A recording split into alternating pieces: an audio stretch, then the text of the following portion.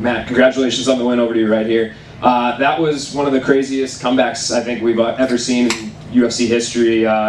Just give me your thoughts. I know you said you don't remember some of it, but how are you feeling after that? I was just about to watch it back with Eve Edwards in the back there, so I would have had some better stuff for you. But yeah, still not sure. I thought I won the first round, so when people are saying craziest comeback ever, I'm like, I won the first round. What are you talking about? But I guess I was stepping in potholes out there and took some clean elbows, took some clean punches. Yeah, he had me hurt. He had me close to out of there, but your boy's a dog. Is that like you view that as like a pretty great accolade, or is it like, man, I wish I didn't get hit to begin with? Yeah, I'd rather not take punishment.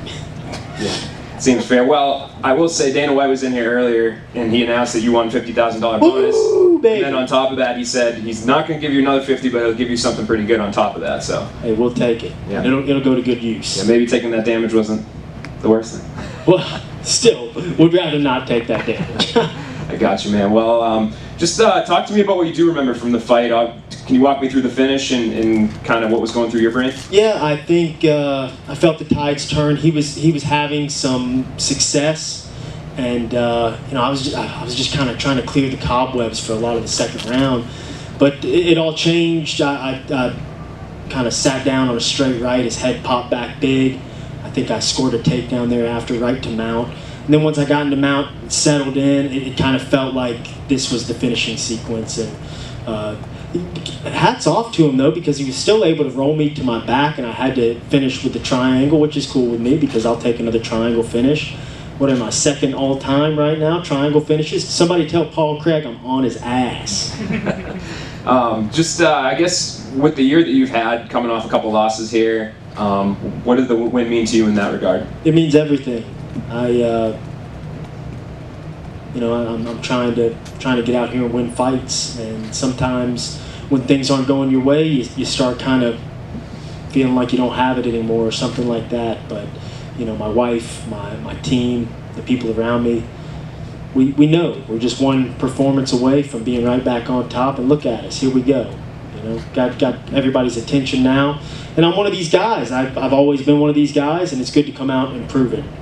And you made your call out in the cage afterwards, so I don't have to ask who you're going to fight next, but I guess why? What was about Mateus Nicolau that you like about that matchup? I think he's an excellent fighter. I think he's great. I really thought that his performance against Dvorak, his last performance, was masterful. And I'm trying to fight good guys. I'm not picking low-hanging fruit. I want to fight the guys that are going to get me to where I'm trying to go. So I'm not calling his name in any type of disrespect. I want to put on a good performance with him. I've got a lot of respect for him. And this is what the division is, the flyweight division. I know a lot of people say a lot of things, but we cooking right now. And tell me that, you can tell me that the flyweights aren't entertaining. You can't tell me that I'm not entertaining. I go out there every single time and I scrap. It's who I am. And I don't know any better. Maybe I'll get better at fighting so I don't have to take such a whipping to get it done. But was it wild to you that the division almost evaporated at one point? Were you on the flyweight roster when that happened? I sure was. I somehow survived the flyweight purge by the skin of my teeth because I actually fought Naoki Inoue in Singapore and beat him in a split decision. Looking back at that fight, I don't know if I beat that guy. It was a close one. So could have been me. Could have been me who was put on the chopping block. So I'm grateful to be here. And I just want to make the most out of my opportunity. But I very much believe that the flyweight division is still around, and it has a little something to do with me because at the time I was hot and I went on a tear.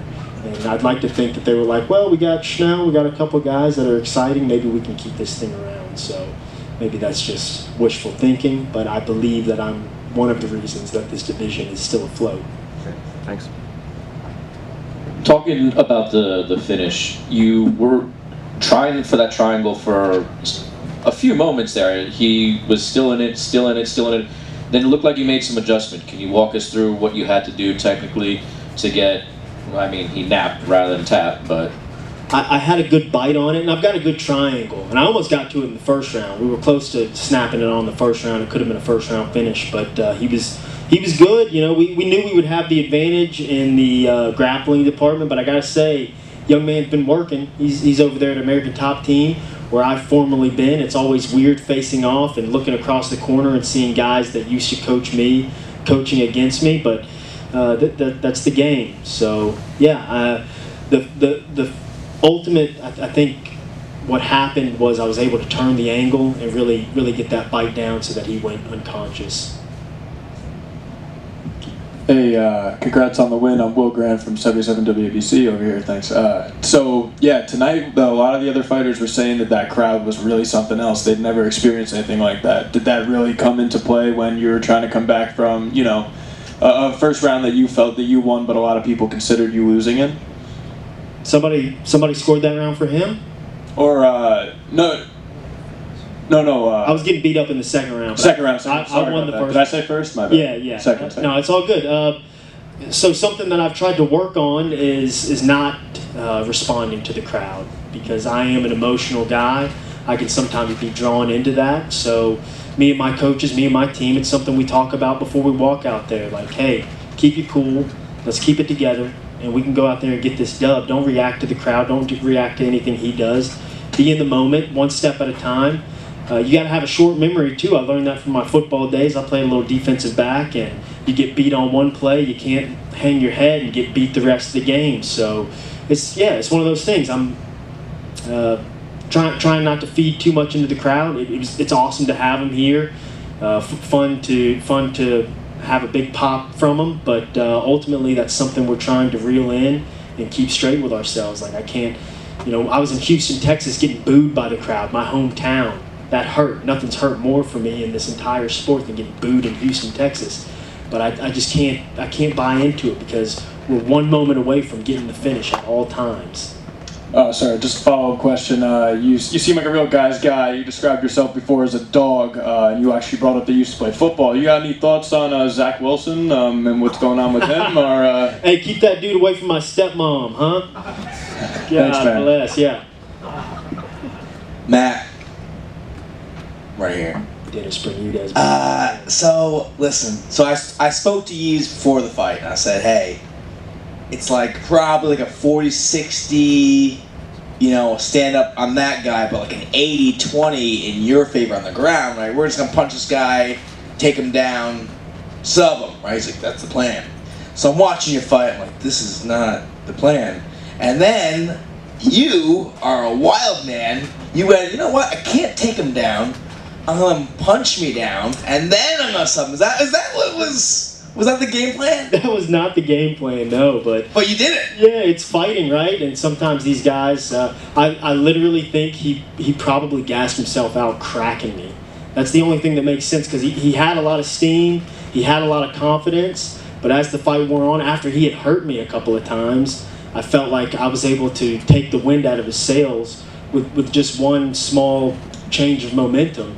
And that's what happens sometimes. He'll learn from it. Kid's excellent. What a fighter. I look forward to seeing him more. I hope he's okay.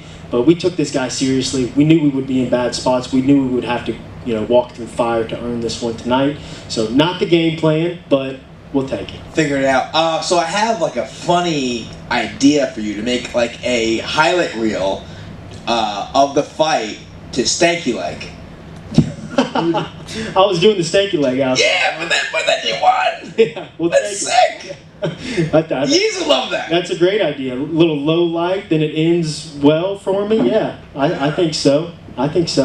So you were clearly rocked there.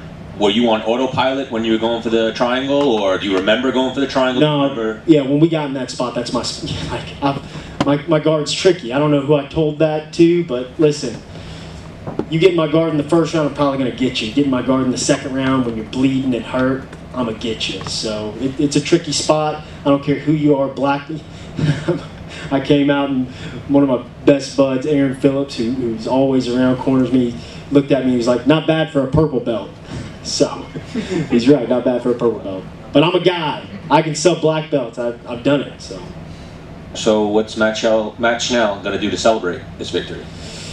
Hang out with you guys? Yeah, let's go get some dinner. My wife's craving a hamburger, so I think we get her that, and y'all tell me the places to hit. Let's do it. All right, sounds like a plan. Great job. Matt, right here, Jim Grease, MMA Weekly. How do you feel about that quick turnaround? You like that? Fighting 2 months later like that? Yeah, I think so. I think I've always, if history repeats itself as it tends to do, I've always had success on turning it around quickly and just staying busy. I'm my best when I'm busy. These layoffs and things, they've not been completely out of my control, but yeah, we got to reel that thing in. Try and stay healthy. And as I've aged and gotten older, that's been the most difficult thing, is staying healthy through all these camps. I mean, I came into this one dealing with a bunch of stuff, but you got to get out there, make the walk. If you can make a good fist, you're healthy enough. So yeah, it was good to turn around quick. I get hot when I turn around quick, so I think that's the way to do it. We keep that coming in. And just what do you think of being an example and inspiration for so many people who might be down a little bit in life and they see you do what you just did in the octagon tonight? I mean, you ever think about that? Yeah, it's great. I mean, I'm not trying to be an inspiration of coming from rock bottom and coming all the way back, but I think it's just a testament to my parents and the way they raised me and the way I've always competed.